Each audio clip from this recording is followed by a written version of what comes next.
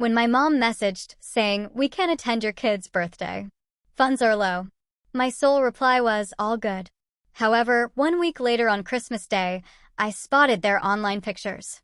Costly playthings, adornments, heaps of gifts for my sister's children. My daughter softly said, "They overlooked me once more." I uttered nothing. I merely proceeded.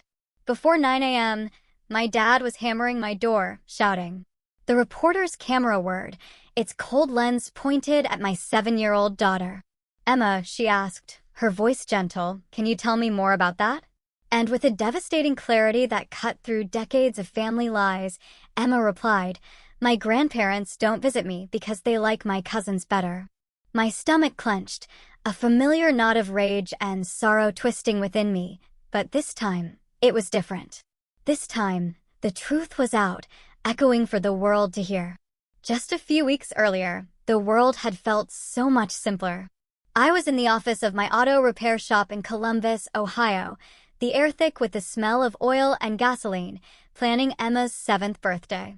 We had reserved the community center, a vibrant space with high ceilings and endless possibilities, ordered a custom princess cake that looked like it belonged in a fairy tale, and invited 20 of her friends. We were going for the whole 9 yards, the kind of celebration a 7-year-old dreams of. Then my phone buzzed, vibrating incessantly against the worn surface of my desk. It was a text from my mom, Patricia, and that one message, those few digital words, would unravel everything. "Honey, money's really tight this month with Dad's medical bills. We won't be able to get Emma anything for her birthday. Hope you understand." A cold dread seeped into my chest, instantly replacing my happy anticipation with a sharp pang of concern. My parents had always seemed so financially secure, pillars of stability. I called her back immediately, my voice tight with genuine worry. "Mom, what's going on with Dad? Is he okay? Do you need help with medical expenses?" Her voice on the other end was strained, almost breathless, too rushed. "Oh, Isaac, you're such a good son. Dad's having some procedures, and the insurance isn't covering everything. We just can't manage any extra expenses right now." Without a second thought, I offered to send them money. I'd built my shop from nothing, working 16-hour days for a decade, my hands calloused, my back aching, but the business was thriving. If my parents were struggling, truly struggling, I wanted to help. But Mom quickly cut me off, her voice suddenly firm. "That's sweet of you, but we'll manage. Just explain to Emma that Grandma and Grandpa love her very much, but we can't make it to her party." I hung up, a strange mix of confusion and lingering trust churning inside me. This felt off. My wife, Sarah, was in Emma's room, meticulously folding tiny pink party dresses for Emma's big day when I told her. She paused, her movements still, a thoughtful, troubled look etching itself onto her face. "Isaac, has your mom ever mentioned your dad having health problems before?" I shook my head, the memory banks of my mind coming up empty. "Not really, but you know how private they're about personal stuff."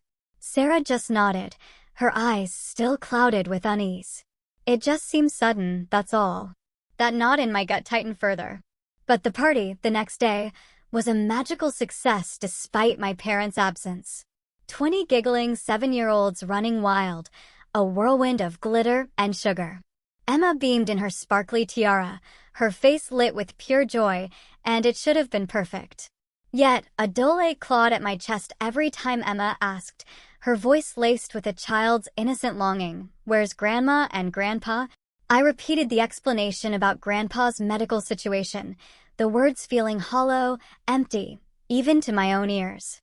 Then, as she blew out her 7 candles, a single, innocent breath extinguishing the flames, Emma said, "But Daddy, Grandma and Grandpa never missed Jake and Sophie's birthdays. I saw all their pictures on Aunt Caroline's phone last time." Sarah and I exchanged a glance across the flickering candlelight, a silent communication of dawning realization. Emma was right. My sister Caroline always posted elaborate celebrations on social media, our parents front and center, beaming, holding expensive, brightly wrapped gifts for their other grandchildren. The casual observation was a crack in the facade. That night, after Emma was finally asleep, the house quiet except for the distant hum of the refrigerator, I called my parents, genuinely wanting to check on Dad and let them know how much Emma missed them. Mom answered, but her tone was off, a little too casual, a little too breezy. "Oh, Isaac, the party was today, wasn't it? How did it go?" And that's when I heard it, faint but unmistakable, Caroline's distinctive laugh in the background, followed by the sounds of children playing. My blood ran cold, a jolt of ice water through my veins. Something was definitely terribly wrong. I decided to dig deeper, the hairs on the back of my neck prickling with a growing sense of unease. "Mom, what exactly is Dad dealing with?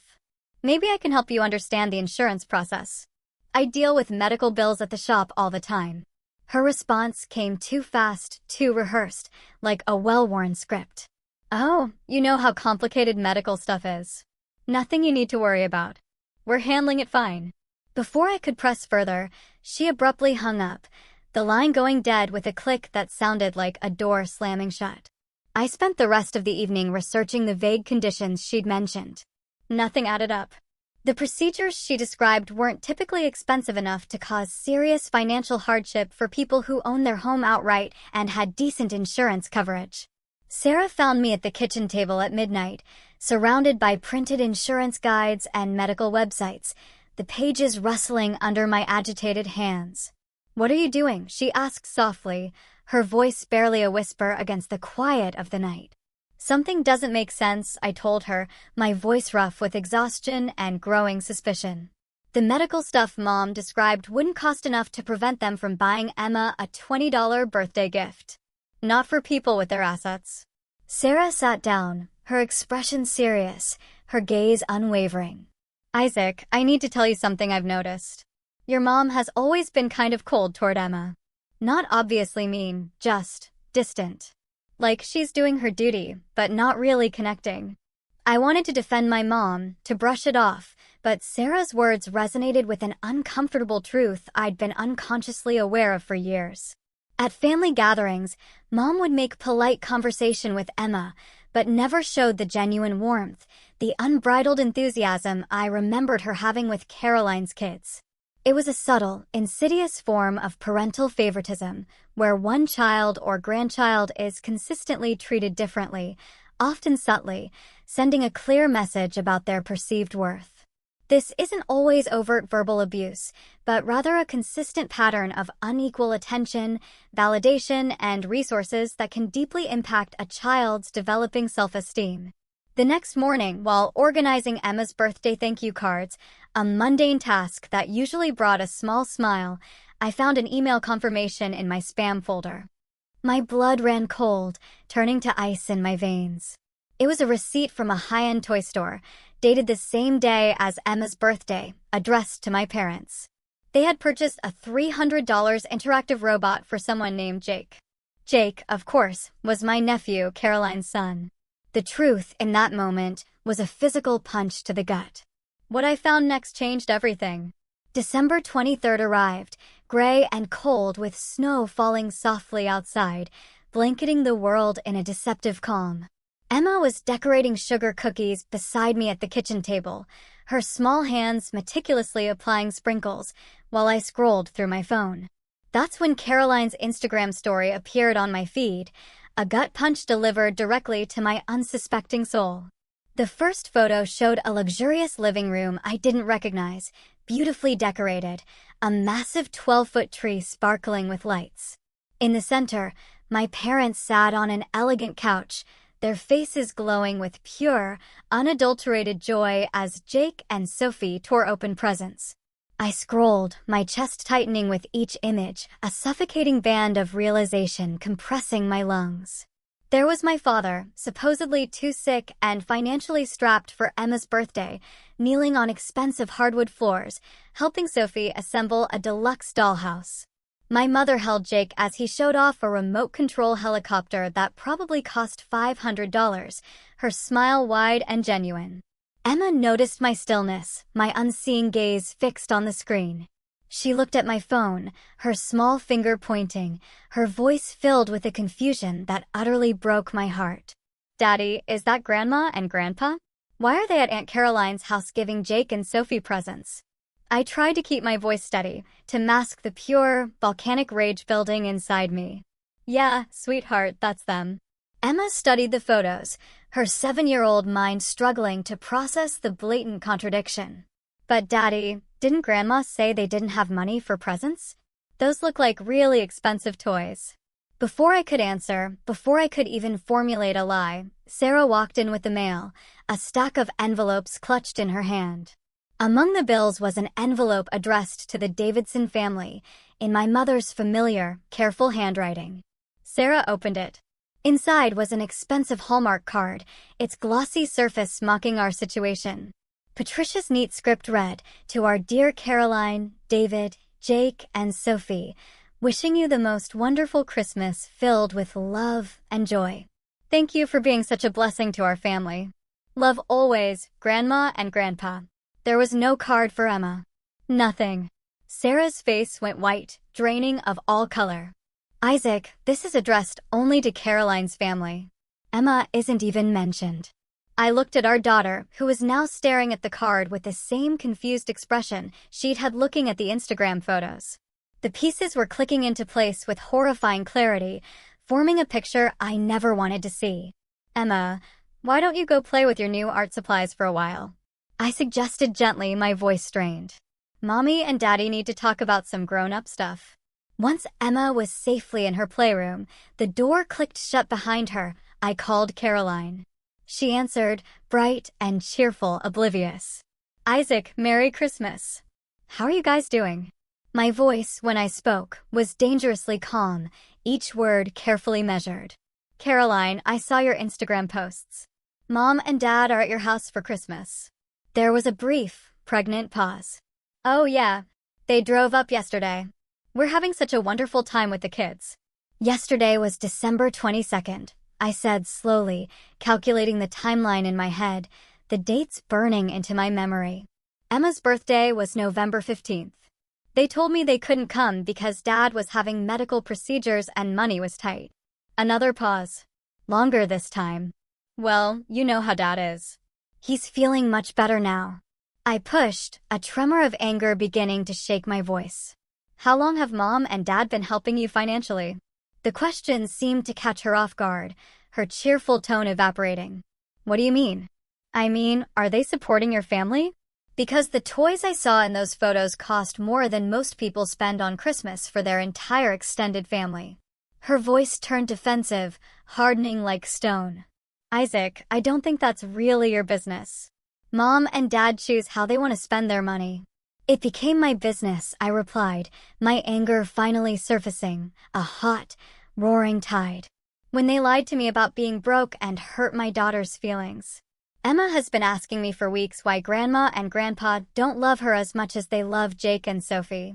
"That's not true," Caroline protested, but her voice lacked conviction, a flimsy shield against the truth. "Then explain to me why they drove 4 hours to your house on Emma's birthday instead of coming to her party 20 minutes from their house." The silence stretched, heavy and suffocating. Finally, Caroline spoke, her voice quieter now, a threadbare whisper. "Isaac, Mom said you guys don't really need help because your business is doing so well." The admission hit me like a physical blow, like all the air had been sucked out of the room. "So, they've been talking to her about our financial situation. Sometimes family stuff comes up in conversation," she said evasively. "What kind of family stuff, Caroline?" Another long pause. "Look, Isaac, maybe this isn't the best time. The kids are opening presents." "No," I interrupted, my voice sharp, unforgiving. "We're having this conversation right now. What have Mom and Dad been saying about Emma and our family?" Caroline sighed deeply, a sound of resignation. "They just think that since you're doing well with the business and Sarah comes from a good family, you guys have advantages that David and I don't have. They want to help where help is needed most." The words stung, each one a poisoned arrow. They revealed the cold calculation behind my parents' choices. They weren't responding to genuine need. They were picking favorites based on their perception of who deserved their investment, a classic example of resource manipulation within a family system. This isn't about altruism. It's about allocating resources based on subjective judgments of worthiness and leveraging perceived power imbalances, often creating resentment and deep-seated emotional wounds for those deemed less deserving. Caroline, how much money have they given you? Isaac, please. How much? They helped us with the down payment on this house, she admitted quietly, her voice barely audible. And they've been covering the kids' private school tuition for the past 2 years. I sat down hard in my kitchen chair, the cold tile floor a stark contrast to the burning anger in my veins. Private school tuition in Caroline's area ran $15,000 per child per year. My parents had been spending $30,000 annually on my sister's children's education while claiming they couldn't afford a birthday gift for Emma.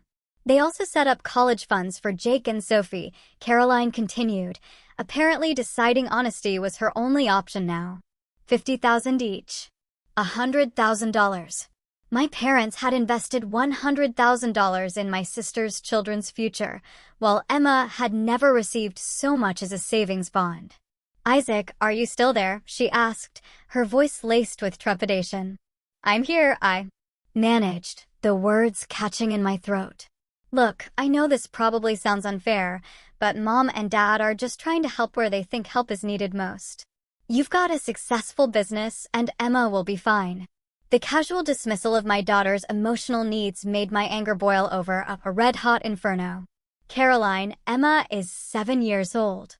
She doesn't understand why her grandparents treat her like she doesn't exist. She thinks she's done something wrong. I'm sure that's not how Mom and Dad see it. How do they see it then? I challenged, my voice shaking with barely suppressed fury. Because from where I'm sitting, it looks like they've decided Caroline's kids matter and Emma doesn't. Her voice became defensive again. That's not fair, Isaac. You know Mom and Dad love Emma. Do I? I shot back, the bitterness a raw taste in my mouth. Because their actions suggest otherwise. The conversation ended shortly after that. I sat in my kitchen, staring at the Christmas card addressed to everyone except my daughter, the glossy paper a monument to their calculated cruelty. The reality of my family's deliberate betrayal sank in, heavy and suffocating. Sarah found me there an hour later, still holding the card, its edges softened by the frantic clutching of my hand. What did Caroline say? I told her everything. The house, the private school, the college funds, my parents' cold calculation that Emma's emotional needs were less important than Jake and Sophie's financial advantages. Sarah's face cycled through shock, then raw anger, and finally a protective fury I'd rarely seen from her. Isaac, she said, her voice trembling, dangerously quiet. This isn't just about money. They're emotionally abusing Emma by treating her like she's worth less than her cousins. She was right. And as I processed the magnitude of my parents' favoritism, the scale of their deception, I knew I had to make a choice. I could keep enabling their behavior by staying silent, letting the insidious rot continue, or I could protect my daughter by confronting this ugly truth. The choice, surprisingly, was easier than I expected. That night, after Emma went to bed clutching her homemade Christmas stocking, a simple, lovingly crafted thing, I couldn't sleep. Sarah tossed restlessly beside me, equally troubled, the shared weight of our discovery pressing down on us. At 2 o'clock in the morning, the house utterly silent, I got up and went to my home office. I kept years of financial records and family correspondence there, meticulously organized. What I found in the next 4 hours made my stomach churn with nausea, a sickening combination of betrayal and disbelief. I started with my bank statements. I traced back 3 years of automatic monthly transfers I'd been making to my parents. $300 every single month, supposedly to help with their fixed income expenses. $3,600 per year. Over $10,000 total that I'd sent, believing I was helping my aging parents maintain their dignity. But according to Caroline, that money had been flowing directly to her family's private school tuition. Then I pulled up our family text message threads, scrolling through years of digital conversations. I searched for patterns I'd been too trusting, too naive to notice before. There it was in black and white, stark and undeniable. Messages between Patricia and Caroline discussing strategies to keep Emma at a distance while maximizing financial support for Caroline's children. In one particularly devastating exchange from 6 months earlier, Patricia had written, "Isaac's business is doing so well. He doesn't need our help. Better to focus our resources where they can make a real difference for Jake and Sophie's futures." Caroline's response was equally cold, equally calculated. "Exactly, Emma will be fine with Isaac's success. Our kids need the foundation that private school provides."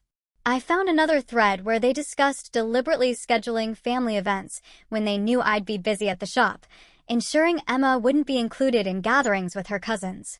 They'd been systematically excluding my daughter while taking my money to fund their preferred grandchildren's advantages. But the worst discovery, the one that made a cold sweat break out on my forehead, came when I found legal documents hidden in an old file folder. My parents had somehow obtained copies of my business financial statements and had attempted to use my auto shop as collateral for a loan without my knowledge or consent. Only a technicality in the bank's verification process had prevented them from potentially bankrupting me to fund Caroline's family. The loan application was for $60,000, and the stated purpose was family education expenses. They had been willing to risk my livelihood, to destroy everything I had built with my own hands, to pay for Jake and Sophie's continued private schooling. My hands were shaking so violently I could barely dial. I called my lawyer's emergency line at 4 a.m. "Tom, this is Isaac Davidson. I need to know if someone can use my business as collateral without my signature." Tom Mills had been my attorney since I'd started the shop.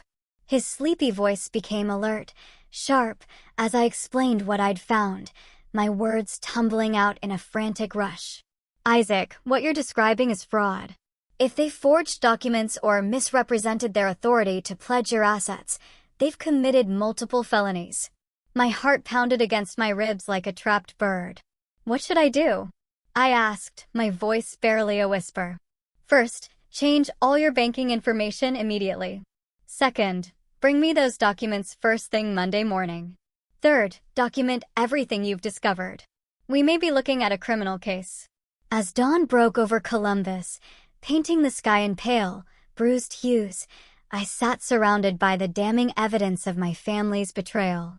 They hadn't just shown favoritism, they'd been actively stealing from me to fund that favoritism while emotionally damaging Emma in the process. This isn't just about financial impropriety. It's about the violation of trust inherent in familial fraud, where family bonds are leveraged for personal gain, often masked by narratives of helping or necessity. The emotional fallout is profound, as it destroys the very foundation of security and kinship that families are supposed to provide. Sarah found me in the office at 7 a.m., her face pale with exhaustion, her eyes shadowed. "Isaac, I found something too," she said quietly, holding Emma's small pink diary. I was putting away her laundry, and this fell out of her backpack. She opened to a page dated 2 weeks after Emma's birthday.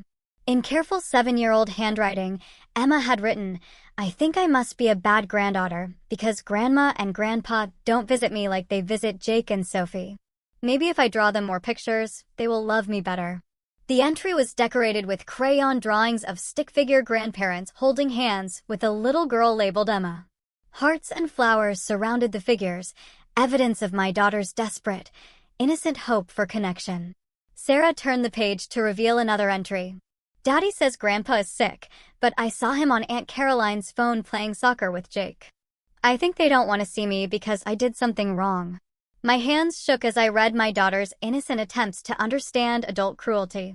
She'd been blaming herself for their rejection, internalizing their favoritism as evidence of her own inadequacy.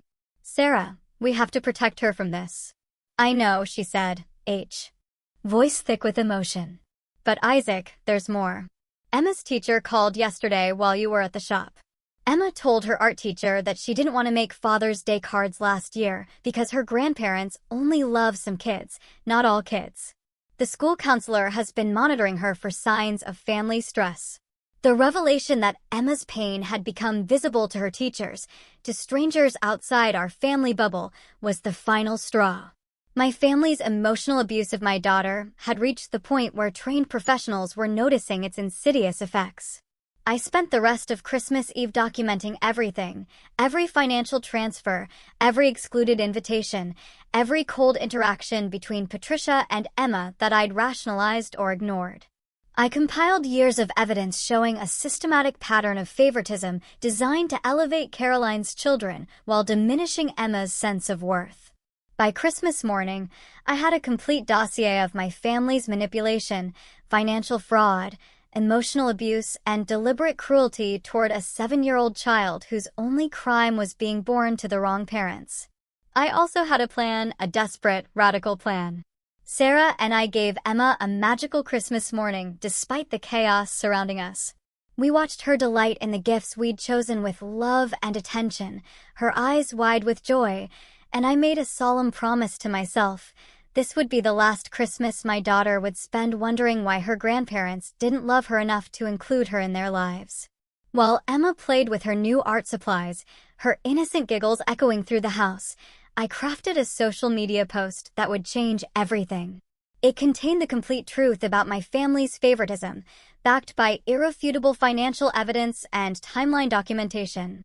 I included photos of Emma's heartbreaking diary entries alongside pictures of Caroline's lavish Christmas posts, a stark, painful contrast. I scheduled the post to publish on Christmas morning at 6 a.m., precisely when families across the country would be checking social media to share their holiday joy.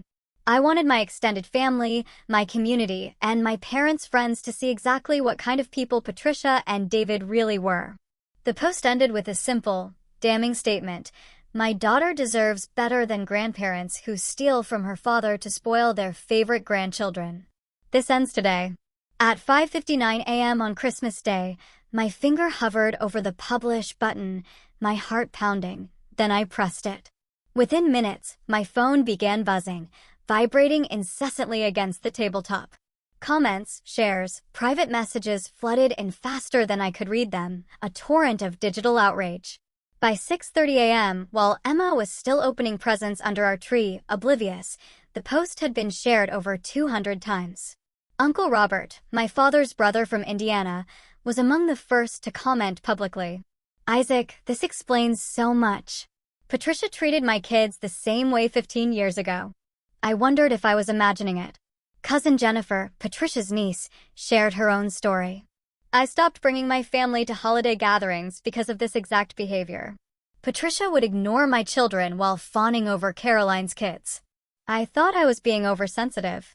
By 7 a.m., I had received 12 private messages from extended family members, all sharing similar, painful experiences with Patricia's favoritism. A pattern emerged that went back decades, showing systematic exclusion of certain family branches while elevating others based on Patricia's personal preferences and judgments. This wasn't just my family's story, it was a deeply ingrained, intergenerational pattern. My phone rang at 7:15. Patricia's number. Isaac Davidson, her voice shaking with barely contained rage, each word a venomous dart. "You take that post down immediately. How dare you humiliate our family like this on Christmas morning?" "Mom," I said, my voice steady, betraying none of the internal tremor. "Everything in that post is true.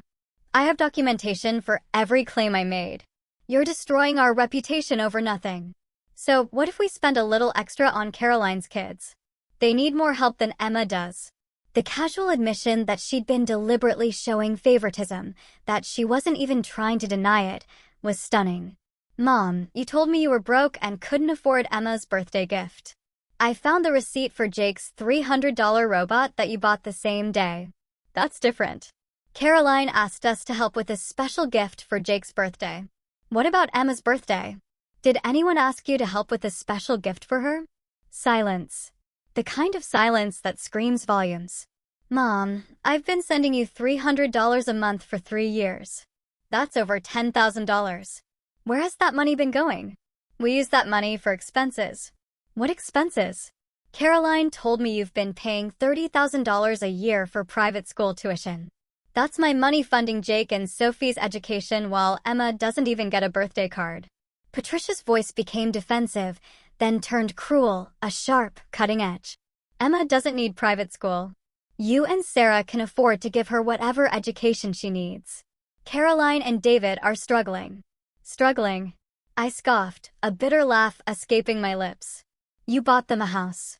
We helped with the down payment because they needed support starting their family.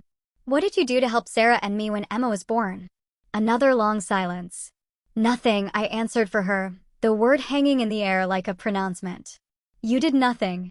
Because in your mind, Emma doesn't count as a real grandchild deserving of investment. The call ended with Patricia screaming about ungrateful children and family loyalty before hanging up on me, the click of the phone final, decisive. My phone immediately rang again. Caroline. Isaac, you have to delete that post. People are calling me asking questions about our family's finances. This is humiliating. Caroline, I'm not deleting anything. Every word is true. But people don't need to know our private business. You're making Mom and Dad look like terrible people. They're terrible people, Caroline. They've been emotionally abusing my daughter while stealing money from me to spoil your kids. They haven't been stealing. They choose how to spend their money, she insisted, her voice rising.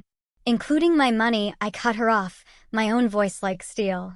The $300 a month I've been sending them for 3 years, that apparently goes straight to your family. Caroline's voice became small, almost a whisper. I didn't know about that. Yes, you did. You knew exactly where the money was coming from.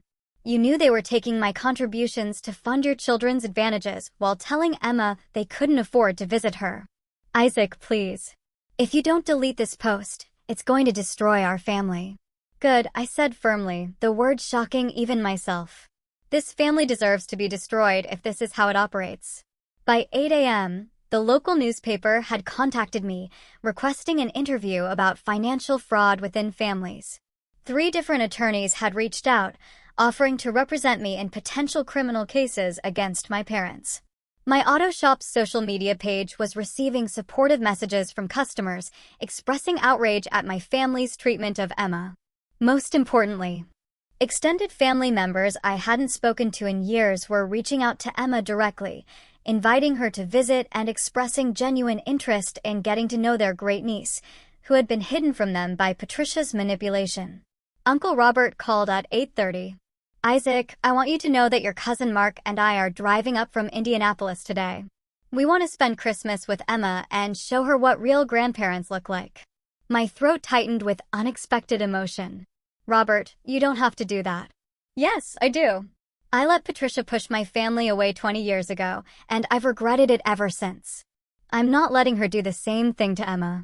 By 9 a.m., 4 cars were parked in my driveway, their engines cooling in the crisp morning air.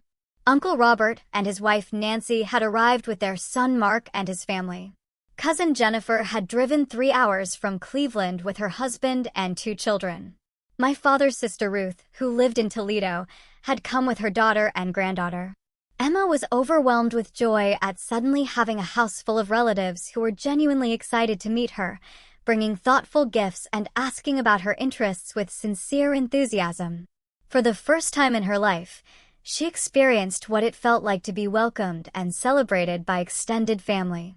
While Emma played with her newly discovered cousins, their excited chatter filling the living room, the adults gathered, sharing their experiences with Patricia's favoritism and manipulation.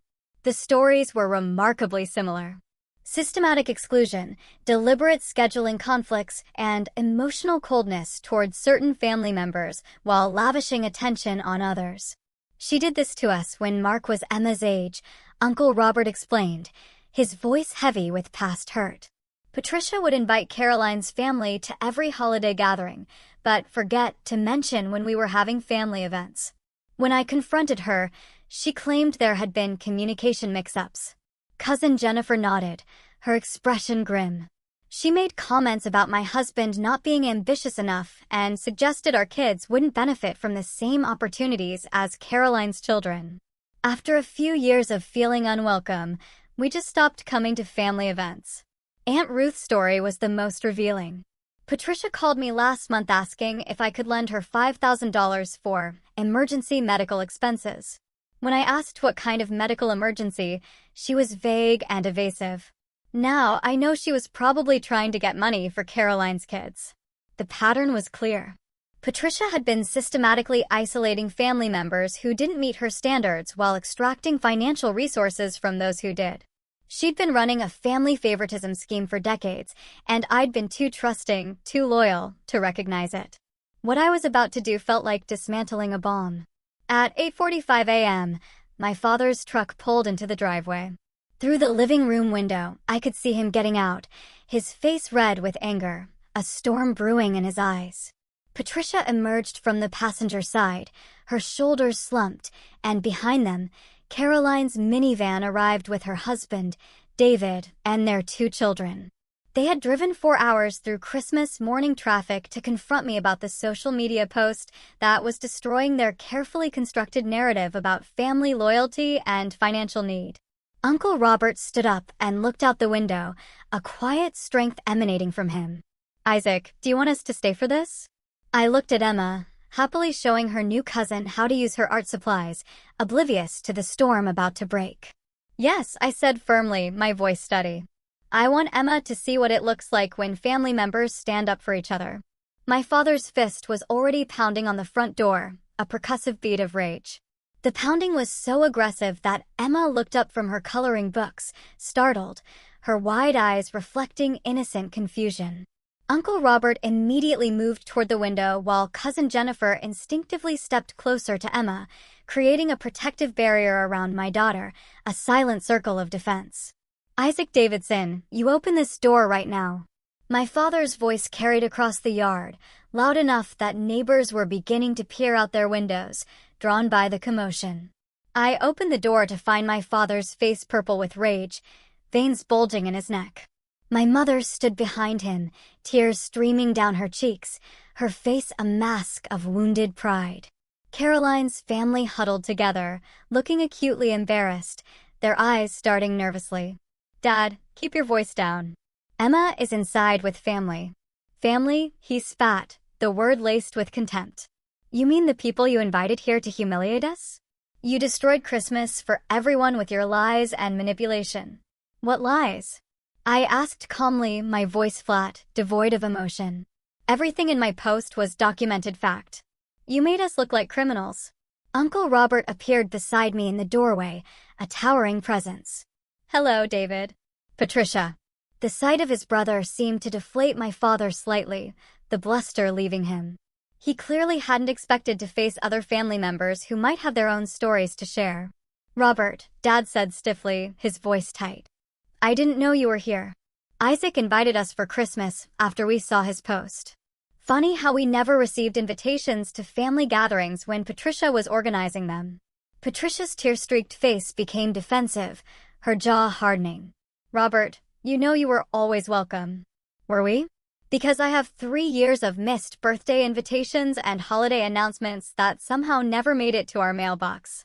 Caroline stepped forward, desperate, her voice strained. "Uncle Robert, this is just a misunderstanding. We can work this out as a family without involving the whole community." Caroline, Cousin Jennifer appeared in the doorway, her eyes flashing. "Is it true that Grandma and Grandpa have been paying for your kids' private school tuition?" Caroline's face went white, draining of all color. She clearly hadn't expected to face a room full of family members who now knew the intimate details of her financial arrangements with our parents. "That's not really anyone's business," Caroline replied weakly, her voice thin. "It became everyone's business when they told Isaac they were too broke to buy Emma a birthday gift." Aunt Ruth joined the conversation from behind us, her voice sharp with years of unspoken grievance. "Hello, Patricia. Still playing favorites after all these years?" My mother's face crumpled. She was facing 4 adult family members who had personal, painful experience with her favoritism, and her usual tactics of denial and manipulation weren't working. "Can we please come inside and discuss this privately?" Patricia asked, her voice small, almost pleading. "No," I said firmly. "Emma doesn't need to witness you trying to justify why she's worth less than her cousins. That's not what we think." Dad exploded, his face flushed again. "We love Emma." "Prove it," Uncle Robert challenged, his voice quiet but powerful. "When was the last time you visited her? When was the last time you sent her a card or called to ask about her school activities?" My father's mouth opened and closed, but no answer came. Emma appeared beside me, having left her coloring to see what the commotion was about. She looked up at my parents with the same confused expression she'd had looking at Caroline's Christmas photos. "Hi, Grandma and Grandpa," she said politely, her small voice cutting through the tension. "Did you come to see my Christmas presents?" The innocent question hung in the air like a challenge, a stark indictment. Patricia knelt down to Emma's eye level, clearly struggling to maintain her composure, her face contorted with warring emotions. "Hi, sweetheart. We just wanted to talk to your daddy about some grown-up things." Emma nodded seriously. "Are you sad because Daddy posted those pictures on his phone? Cousin Mark said people were being mean to you on the computer." Out of the mouths of babes. My 7-year-old daughter was showing more emotional intelligence than the adults who had been systematically excluding her from their lives. "Emma, we're not mad at you," Patricia said carefully, her voice strained. "We love you very much." "Then why don't you visit me like you visit Jake and Sophie?" Emma asked with devastating directness, her innocent eyes fixed on her grandmother. "They get to go to special dinners and get presents all the time. Do I live too far away?"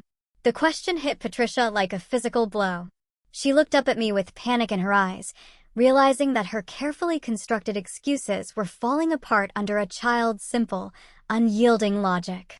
"Emma," Caroline interjected, rushing to her mother's rescue. "Grandma and Grandpa live closer to our house, so it's easier for them to visit us." "But Daddy said you live 4 hours away, and we only live 20 minutes away," Emma replied, her math skills making Caroline's excuse meaningless, utterly transparent. Caroline's face flushed red as she realized she'd been caught in an obvious lie in front of multiple witnesses. My father tried a different approach, a desperate attempt to regain control. "Emma, sometimes grown-ups make decisions that don't seem fair to kids, but there are reasons that are hard to explain." "Like what reasons?" Emma asked, her curiosity genuine. The adults fell silent.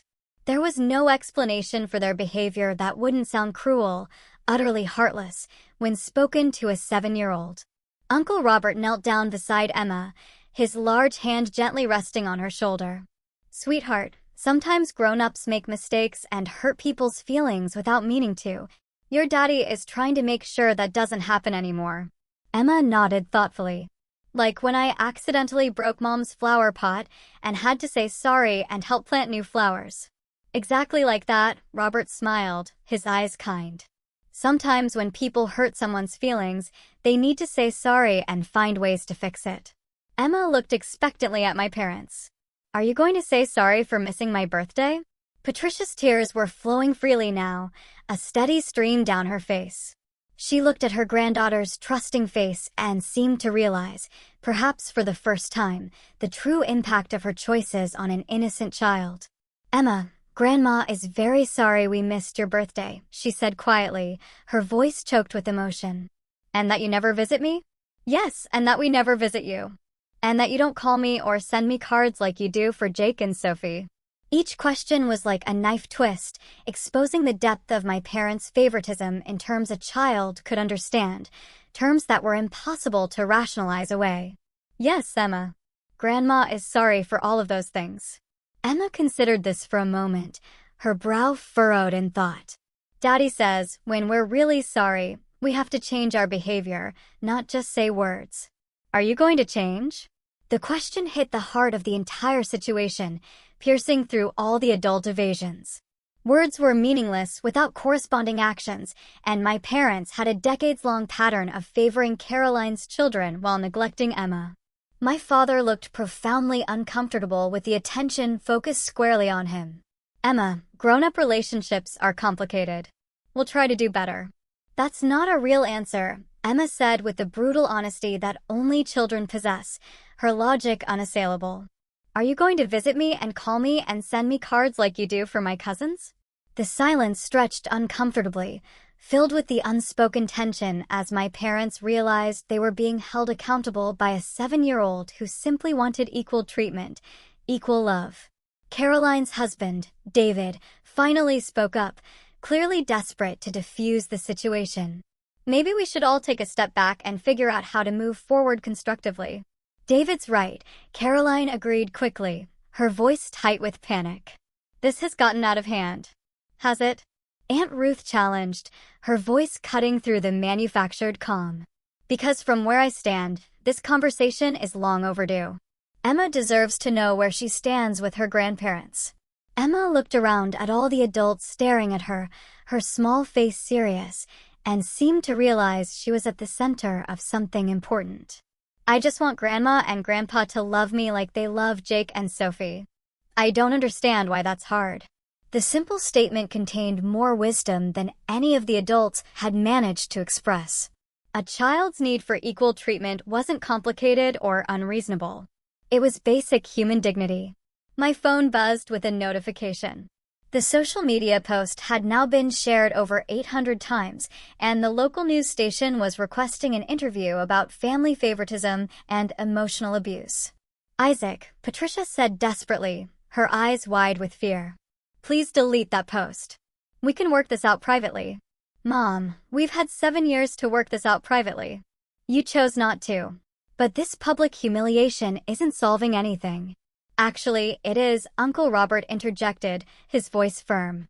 It's exposing patterns of behavior that have hurt multiple family members for decades. Sometimes public accountability is the only thing that creates real change. Emma tugged on my sleeve, her small hand finding mine.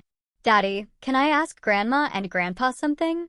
I nodded, curious what insight my daughter would offer. Emma looked directly at my parents, her innocent eyes unwavering. Do you think I'm a bad granddaughter? The question hit like a bombshell, shattering whatever fragile composure Patricia had left.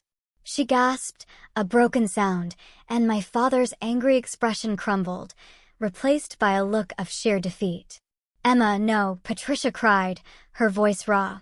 You're not a bad granddaughter. Then why do you act like you don't want to see me? Emma asked with heartbreaking logic, her voice a fragile whisper. It was the question that cut through all the adult rationalizations and excuses, exposing the gaping wound they had inflicted. My parents were facing the consequences of their choices through the eyes of the child they'd been hurting. And for the first time in years, they had no answer that didn't reveal the ugliness of their favoritism. The silence following Emma's question was deafening, thick with unspoken truths. My parents stood frozen, like statues, realizing they'd been cornered by a 7-year-old's simple logic. Around us, neighbors had gathered on their porches, drawn by the commotion and the growing number of cars in my driveway. My father tried to regain control, his voice a desperate rasp. This conversation needs to happen inside, away from the neighborhood. No, I said firmly, my voice unwavering. Emma doesn't need to be trapped in a room while you try to gaslight her about your behavior. We're not gaslighting anyone. Patricia protested, her voice rising in a frantic pitch. We're trying to have a family discussion. Like the family discussions you had when you decided to exclude Emma from family events? Cousin Jennifer challenged, her voice dripping with sarcasm. Or when you chose to fund Caroline's kids' college educations while ignoring Emma's existence? Caroline's face went white, her eyes wide with alarm. How do you know about the college funds? Because Isaac shared the documentation, Aunt Ruth replied, her voice calm and steady. $100, 000 for Jake and Sophie. 0 for Emma. That's not favoritism. That's deliberate cruelty. Emma looked up at me with wide eyes, her small hand tightening its grip on mine. Daddy, what's a college fund? Before I could answer, Uncle Robert knelt down beside her, his voice gentle. It's money that grandparents sometimes save to help their grandchildren go to school when they grow up. Emma processed this, her brow furrowing, and then turned to my parents. Do I have a college fund? Patricia looked like she wanted to disappear, to vanish into thin air. Emma, that's something we can talk about later. That means no, Emma said with devastating accuracy, her voice soft but absolute. You saved money for Jake and Sophie's school, but not for mine. The blunt statement hung in the air, forcing everyone to confront the mathematical reality of my parents' favoritism. They had invested $100,000 in Caroline's children's futures while actively refusing to acknowledge Emma's existence in their financial planning. My father's face turned red again, a fresh wave of anger washing over him. Emma, you don't understand how these things work. Your daddy's business is successful, so you don't need help the way Jake and Sophie do. But daddy sends you money every month to help you, Emma replied, her innocent observation dropping like a bomb, shattering their carefully constructed facade. I heard him talking to mommy about it. So, you do have money for college funds. Caroline's mouth fell open, a silent gasp. Isaac's been sending you money? $300 a month for 3 years, I confirmed, my voice cold. Money that apparently went straight to your family's expenses while my parents claimed they were too broke to buy Emma birthday gifts. The financial revelation was the final piece that completed the horrifying picture of my parents' manipulation. They had been taking money from one son to spoil the other son's children while neglecting their third grandchild entirely. David, Caroline's husband, looked genuinely shocked, a flicker of genuine dismay crossing his face. Caroline, did you know they were taking money from Isaac? Caroline's inability to answer was answer enough. Emma tugged on Patricia's coat, her small voice piercing the silence. Grandma, why did you take Daddy's money to buy presents for Jake and Sophie instead of saving some for me? The question, asked with a child's innocent directness, was more devastating than any adult accusation could have been. Patricia knelt down and tried to take Emma's hands, but Emma stepped back toward me, seeking my comfort, my protection. Sweetheart, grown-up money decisions are very complicated. No, they're not, Emma replied with startling clarity, her voice unwavering. You chose to spend money on Jake and Sophie and not on me. That's not complicated. That's just mean. Uncle Robert's phone buzzed, and he glanced at it before looking up with a grim expression. Isaac, the local news van just pulled up at the end of the street. My social media post had gained enough attention to attract media coverage, turning our private agony into a public spectacle. Within minutes, a reporter would be knocking on our door, asking questions about family favoritism and financial manipulation. My father's panic was immediate, his eyes wide with fear. Isaac, you have to send them away. This is private family business. Nothing about this has been private, Dad. You've been publicly excluding Emma from family events for years. You've been publicly celebrating Caroline's kids while ignoring Emma. The only difference is now people know the truth instead of just seeing the surface. Caroline grabbed my arm, her nails digging into my skin. Isaac, please. The reporter is going to ask about our finances, about the private school tuition, about everything. This will ruin our reputation in our community. Your reputation should be ruined, I said coldly, pulling my arm away. You've been complicit in emotionally abusing a 7-year-old child. Emma looked up at me, her face a question mark. Daddy, what's a reporter? Someone who asks questions and tells people stories, I explained gently, my gaze softening for her. Emma considered this, her small head tilted. Will they ask me questions? They might, sweetheart. Do you want to talk to them? Emma nodded seriously. I want to tell them that I just wanted Grandma and Grandpa to love me like they love my cousins. The simple, heartfelt statement broke something inside Patricia. She started crying openly, her shoulders shaking, finally seeming to understand the profound impact of her actions on my daughter. Emma, I do love you, she sobbed, her voice cracking. Then why don't you show me? Emma asked with heartbreaking logic, her small voice echoing in the sudden quiet. Jake and Sophie get visits and presents and special dinners and college money. What do I get? Patricia had no answer because the truth was that Emma got nothing. 7 years of systematic neglect couldn't be explained away with words about love when the actions told a completely different story. The news van pulled into my driveway, its white exterior stark against the snow, and a reporter with a camera operator stepped out, heading directly for us. My father immediately tried to position himself between the camera and Emma, his body a desperate shield. You people need to leave. This is a private family matter. The reporter, a professional woman in her 30s with kind but sharp eyes, approached calmly. Good morning.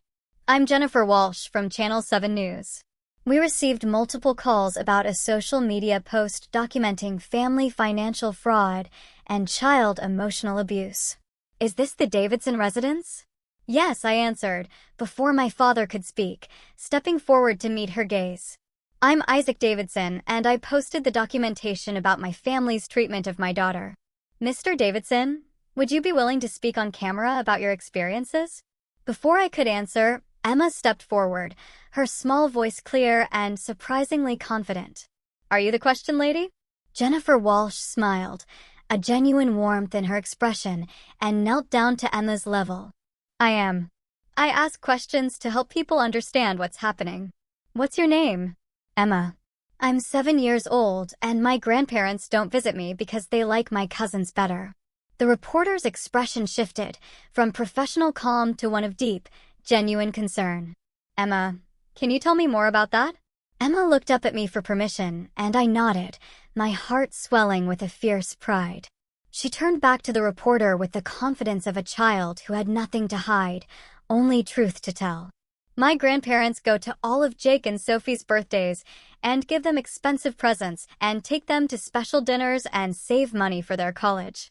But they told my daddy they were too poor to come to my birthday party. Then we saw pictures of them giving Jake and Sophie lots of presents on the same day as my birthday. The reporter's camera operator was recording Emma's innocent but devastating testimony, capturing every word, every nuance.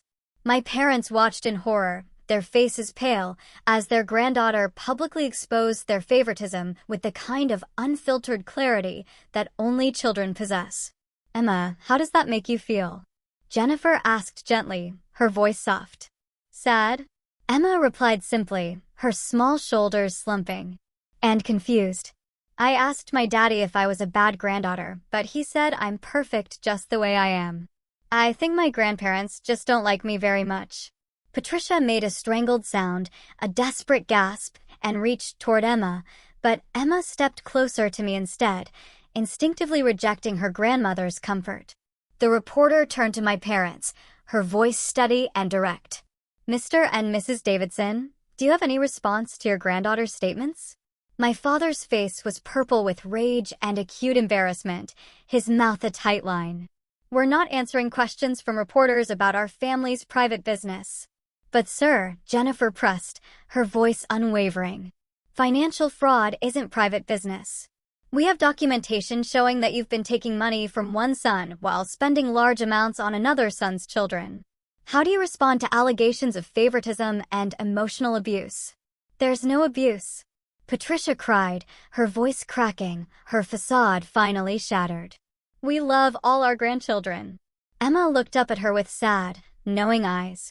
If you love me, why don't you act like it? The question, captured on camera and broadcast to thousands of homes that evening, would become the defining moment of the entire situation. A 7-year-old child asking her grandmother why love required proof through actions, not just words. It was a question my parents couldn't answer without admitting their profound cruelty. And their silence on camera spoke louder than any confession could have. 6 months later, I sat on my back porch on a warm June evening, the scent of honeysuckle thick in the air, watching Emma play in the yard with her cousins, Mark and Jennifer's kids. Uncle Robert was teaching them how to plant tomatoes in our garden, his laugh rumbling as he guided their small hands, while Sarah and Aunt Nancy discussed plans for Emma's 8th birthday party. The transformation in our family had been remarkable and complete. Within a week of the news story airing, my parents, faced with undeniable public scrutiny and legal threats, had agreed to financial restitution that included establishing a college fund for Emma, equal to what they provided for Caroline's children. They also agreed to repay every dollar I'd sent them over 3 years, with interest. The civil lawsuit I'd filed had been settled out of court when they realized the alternative was potential criminal charges for financial fraud. More importantly, they'd agreed to attend family counseling sessions focused on understanding the impact of favoritism on grandchildren. The therapist, Dr. Martinez, had been blunt about the psychological damage they'd caused Emma through their systematic exclusion. Favoritism isn't just unfair, she'd explained during our joint session, her voice calm but authoritative. It's a profound form of emotional abuse that can damage a child's developing sense of self-worth for decades. Children internalize the message that they are less valuable, less loved, which can manifest as anxiety, depression, and difficulty forming secure attachments later in life. Emma spent the first 7 years of her life believing she was fundamentally less valuable than her cousins. Patricia had cried during that session, finally understanding that her choices had been motivated by her own prejudices about social class and financial success rather than any genuine need to help where help was needed most. The counseling had been painful but absolutely necessary. My parents had been forced to confront their deeply ingrained bias against Sarah's family background and their resentment about my success without a college degree. They'd been taking out their own insecurities on an innocent child. Caroline's family had faced their own reckoning.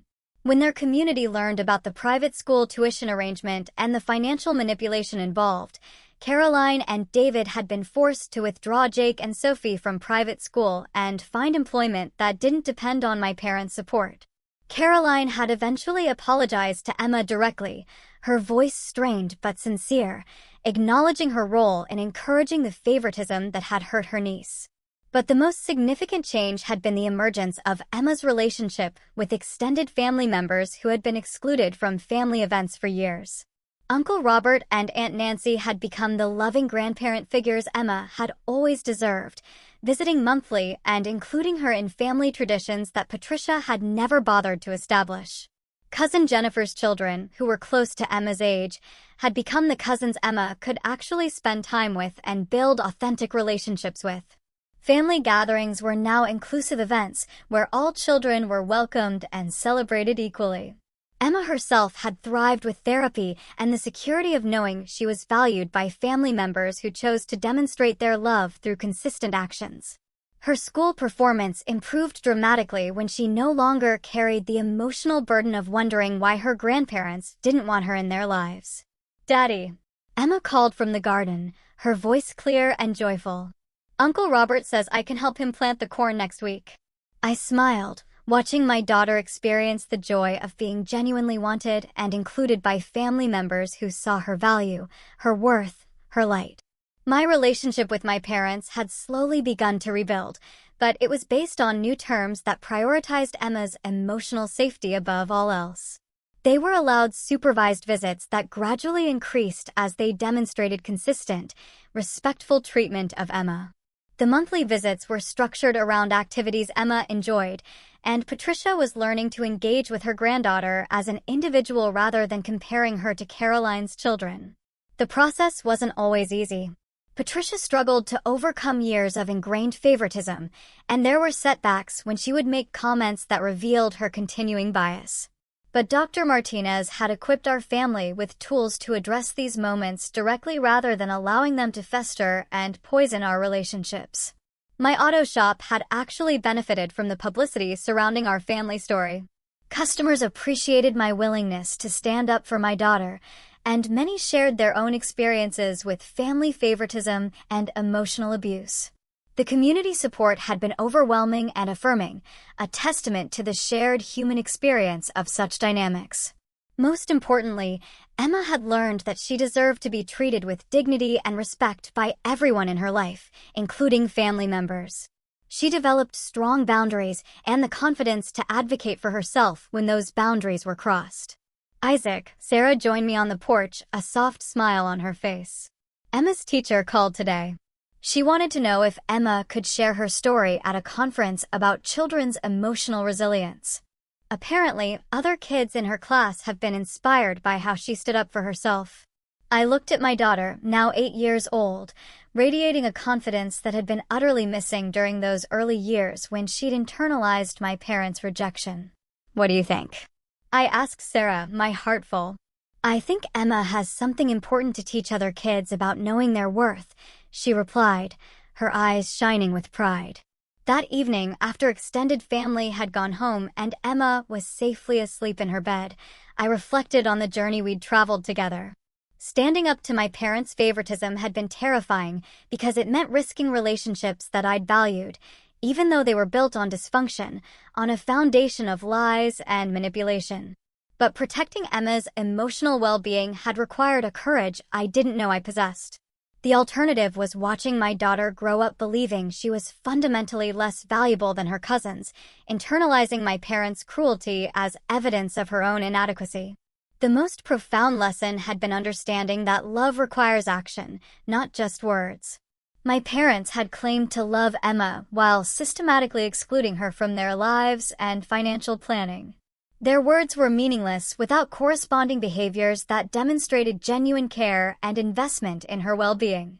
True family relationships are built on mutual respect, consistent care, and equal treatment.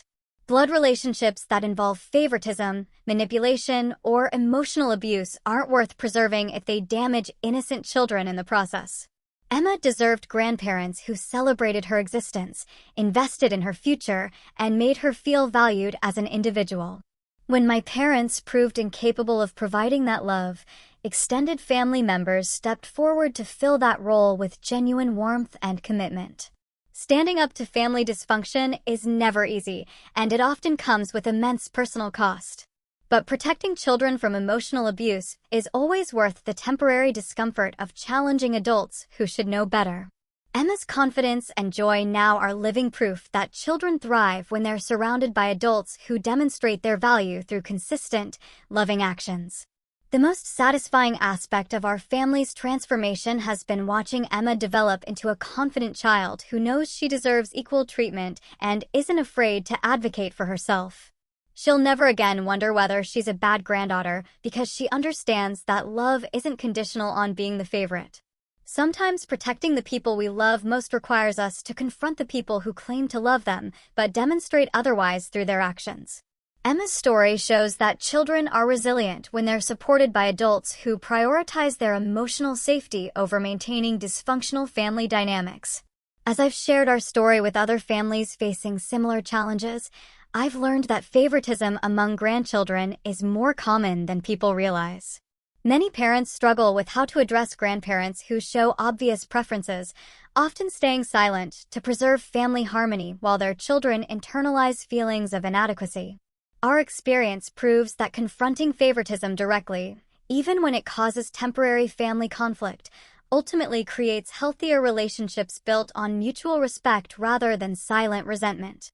Emma now has authentic connections with family members who chose to demonstrate their love through consistent actions rather than empty words. Have you ever had to stand up to family members who treated your children unfairly? How did you balance maintaining family relationships with protecting your child's emotional well-being? I'd love to hear your experiences in the comments below.